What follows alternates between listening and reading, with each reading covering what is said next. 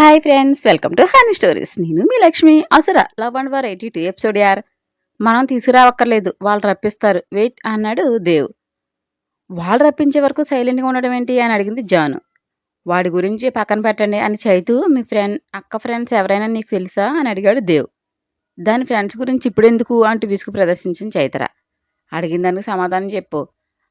ఇద్దరో ముగ్గురో తెలుసు అంతే. నేను ప్లాన్ చెబుతాను, యాజిటీజ్గా ఇంప్లిమెంట్ చేయాలి నువ్వు. నేనా అంటూ కప్పలా నోరు తెరిచిన చైతు. కళ్ళు చిన్నగా చేసి చూస్తూ ఎందుకే అంత షాకింగ్ ఎక్స్ప్రెషన్స్ ఇచ్చావు? ప్లాన్ ఇంప్లిమెంట్ అంటే షాక్ అవరా అని ముద్దుగా మూతి ముడిచింది. ఆ దిక్కుమాలిన గడంతో మళ్ళీ బొంగమూతి పందిమూతి పెట్టుకో, చూడలేక మాకు మరొక రకంగా ఉంది అని కసిరాడు దేవ్. నీకు కుళ్ళు నా గడ్డాన్ని చూసి అని నిమురుకుని.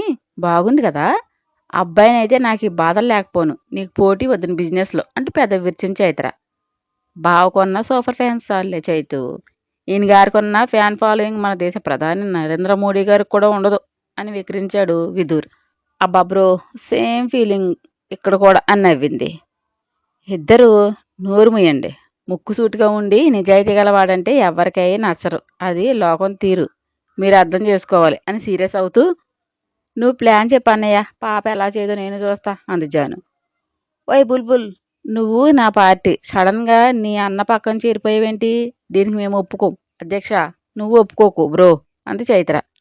నీకు శాఖలు ఎక్కువయ్యాయి చైతుగే, వీపు విమానం మొత్తం మోగిస్తే సరి అని గుర్రుగా చూసి చెప్పే జాగ్రత్తగా వినండి అని దేవ్ తన ప్లాన్ చెప్పాడు. సూపర్ ఎక్సలెంట్, ఈ దెబ్బతో రోగం చప్పగా కుదురుతుంది అంది జాను.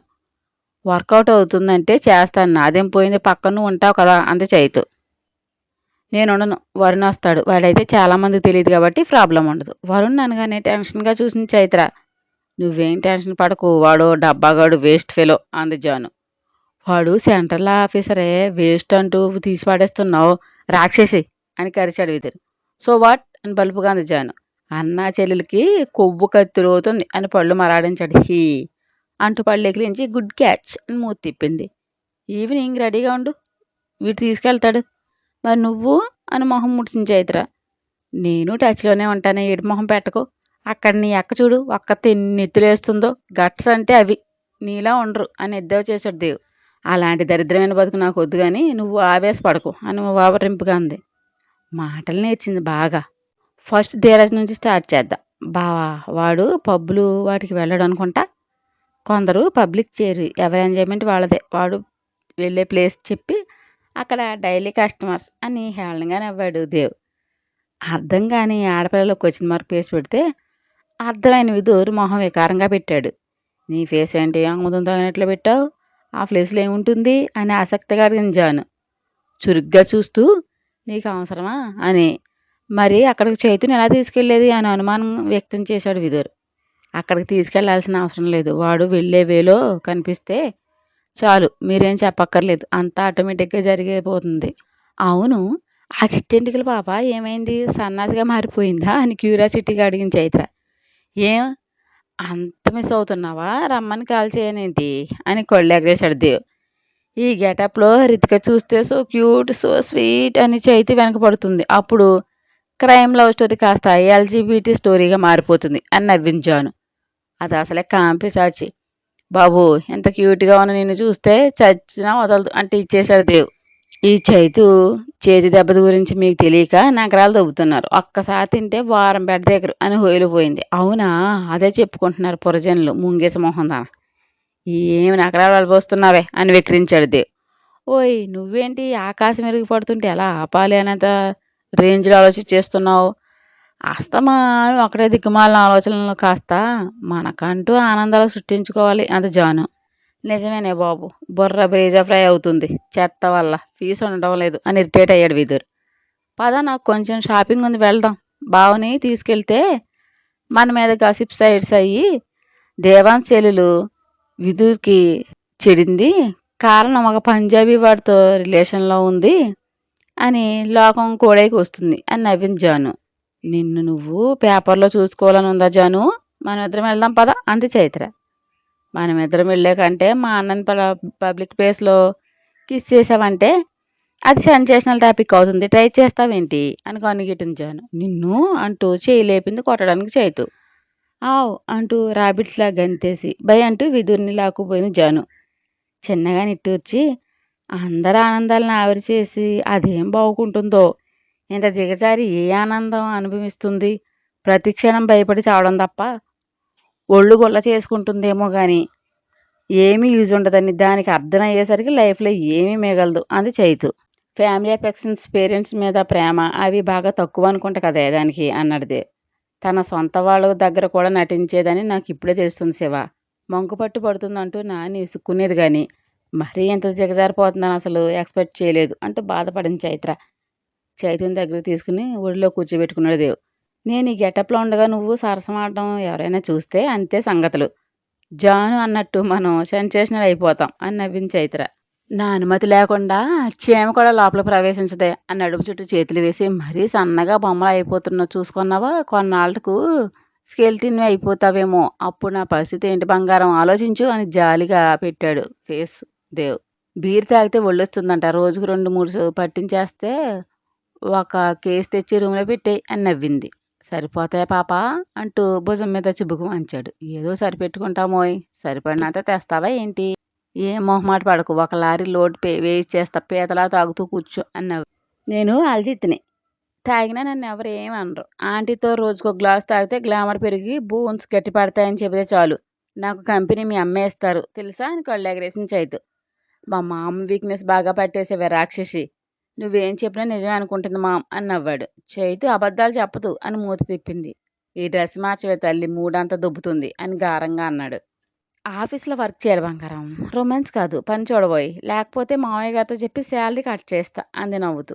అంత పని చేయకే బామ్మ, మేము అసలే పేదోళ్ళం, శాలరీ రాకపోతే నా భార్యను ఎలా పెంచుకోవాలి చెప్పు, అసలే బీర్ మీద మోజు పడుతుంది, అవి కొనాలంటే మనీ కావాలి అంటూ షర్ట్ లోపలికి చేతులు పోనిచ్చాడు.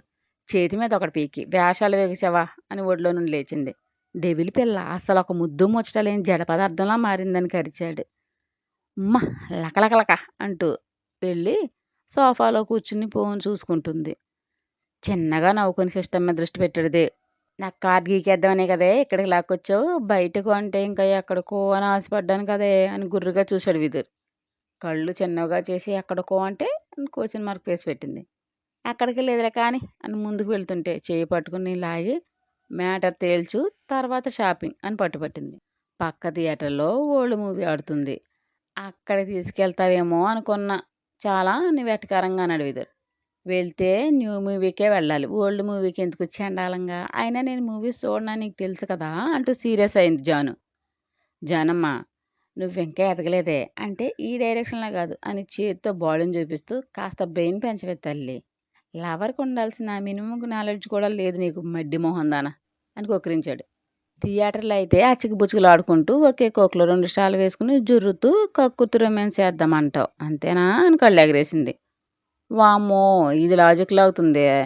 ఏరా నోరు కుదురుగా ఉండదా దూల సచ్చినోడా, నీ పెళ్ళం కంచు కనకమ్మ అని తెలుసు కూడా ఎక్స్ట్రాలు చేస్తావే, నెల తక్కువ వాడా అని తనని తాను తిట్టుకుని హీ అంటూ పెదవులు సాగేసి ఇకిలించి, నేనా ఆ ఉద్దేశంతో అనలేదే బంగారం, జస్ట్ మనం దగ్గరగా ఉంటామా అని, నా గురించి నీకు తెలియదేంటే అని ఇన్నోసెంట్ ఫేస్ పెట్టాడు విదుర్. ఆపు నీ ఓవరాక్షన్, నీ ఎన్నర్ చదివేశానికి కూడా తెలిసి కోతిలా కుప్పుగంతులు వేస్తావా పద అని గసింది. అన్రొమాంటిక్ ఫెలో, దీనికి ఏం తెలుసు, అదో స్వీట్ మెమొరీ అని గింజుకుంటూ వెళ్ళాడు విదుర్. వెళ్తూ చిన్నగా నవ్వుకుంది జాను.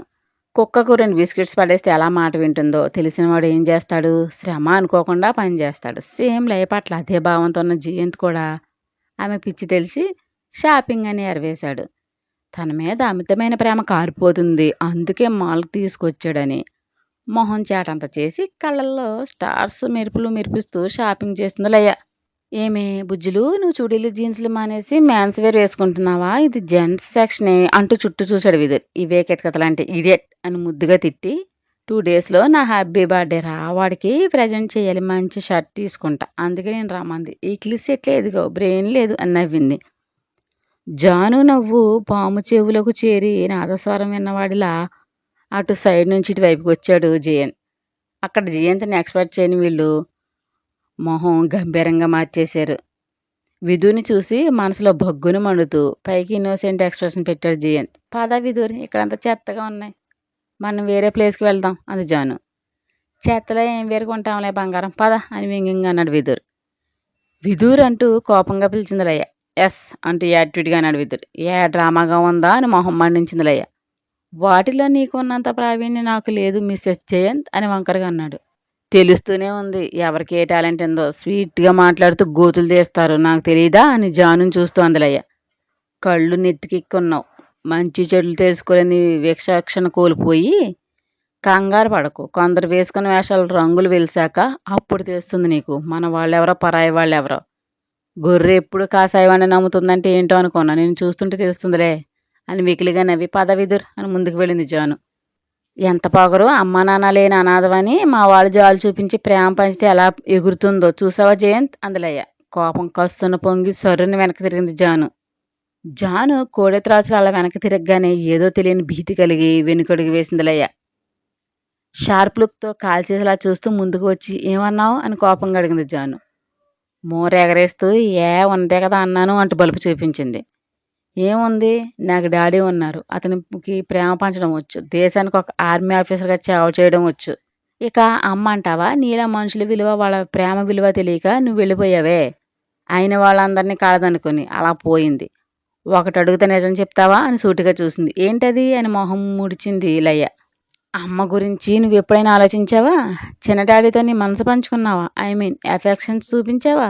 నాని అంటే ప్రేమ ఉందా అసలు? ఇంతవరకు ఎవరినైనా ప్రేమించడం నీకు తెలుసా? ఈ జయంతిని కూడా నువ్వు లవ్ చేయలేదు అని నా ఉద్దేశం. ఎందుకంటే నువ్వు సెల్ఫిష్వి. అందరూ నిన్ను పైన పెట్టాలి, నీకు భజన చేయాలి, నీ అడుగులకు మడుగులు వత్తాలి. నువ్వు ఫ్రెండ్స్ చేసావు కదా, నీకు నచ్చనిది జరిగిపోతే అందరికి పడి ఏడుస్తావు. ఏం చూసుకుని నీకు ఈ బలుపు? కష్టపడి 1 రూపీ సాధించు, అప్పుడు ఎదుటి వాళ్ళ మీద గౌరవం కలుగుతుంది. అనాథ ఆకుల కట్ట అంటే నీ మొగుడు ముందే చీపురు పొలాలను విరిచినట్లు విరిచేస్తా కాళ్ళు చేతుల్ని. అసలే ఆర్మీ వాడి కూతుర్ని ఏమనుకున్నావో. నాకు బాబాయిలు చిన్నమ్మలు, ప్రేమను పంచే అన్నయ్యలు, నాని డాడ్లా ప్రాణంలా చూసుకుని నా విధుర్తో సహా ఎవ్రీథింగ్ ఉన్నారు. మరి నీకు ఉన్నారా అని కళ్ళు ఎగరేసింది. ఇప్పుడు దించే నీ ఆ బ్రెయిన్తో నువ్వు అనాథవో లేక నేను అని కళ్ళ నుండి నిప్పులు కురిపిస్తూ నువ్వంటే ఎప్పుడూ ప్రేమగానే ఉన్నా, నువ్వే కుళ్ళుతో నా మీద విషం చెమ్ముతూ వచ్చావు. అయినా నీలాంటి సెల్ఫిష్ని ఎఫెక్షన్స్ ఎవరూ కోరుకోరు, నేను అసలే ఆశించను అంటూ వాయిపెట్టి జయంత్ వైపు చూసి గుంటన్నాక పన్నాగాలు మానేసుకో, అప్పుడే నీ హెల్త్కి మంచిది మిస్టర్ అని వార్న్ చేసి పద విదుర్ అంది జాను. చిన్నగా నవ్వి అది జానమ్మ అంటే మాటల్లోనే కాదు మనిషి కూడా ప్యూరిటీ ఉన్నది, ఏ జన్మ పుణ్యమో ఈ జన్మలో నా ప్రేమై పుట్టింది అని జయంత్ని ఎక్కిరించి మరీ వెళ్ళాడు విదురు. అది అలా వాగుతుంటే ఏం మాట్లాడవే జై అంటూ విరుచుకుపడింది. మరి నువ్వెందుకు నోరు ఎత్తలేదు అని వేర్లుక్కు అడిగి, నోరు ఉందని అవసరం లేని చోట వాడకూడదు, తెలివైన వాళ్ళు మాటల్లో చెప్తారు, చేతల్లో చేస్తారు. జాను ఆ టైప్, చేసిన హంగమ్మ చాలు పద అంటూ విసుగు ప్రదర్శించాడు జయంత్. అంటే దాన్ని సమర్థిస్తున్నావా అంటూ బుసలు కొట్టిందిలయ్య. నీకు అలా అర్థమైతే నీ కర్మ అని చిరాకు పడ్డాడు. దీనివల్ల నాకు ఎప్పుడు మనశ్శాంతి లేదు అని నిప్పుల మీద వేసిన ఉప్పులా చిటపట్లాడుతూ వెళ్ళిందిరయ్య. కెలికి దొబ్బులు తినడం అంటేనే కామన్ అనుకుంటా ఈ లవ్ పాపకు. కారు సైడ్కి ఆపి దగ్గరకు తీసుకుని నుదుటిని ముద్దు పెట్టి ఐ లవ్ యూ రా అని అర్థగా చెప్పాడు. కళ్ళల్లో నీళ్లు ఉబకగా విదుర్ని హత్తుకుపోయింది జాను. వెన్నుని మురుతూ బాధపడకరా, అది మతిలేనిది, దాని వాగుడు కేర్ చేయకు అని ఊరడించాడు విదుర్.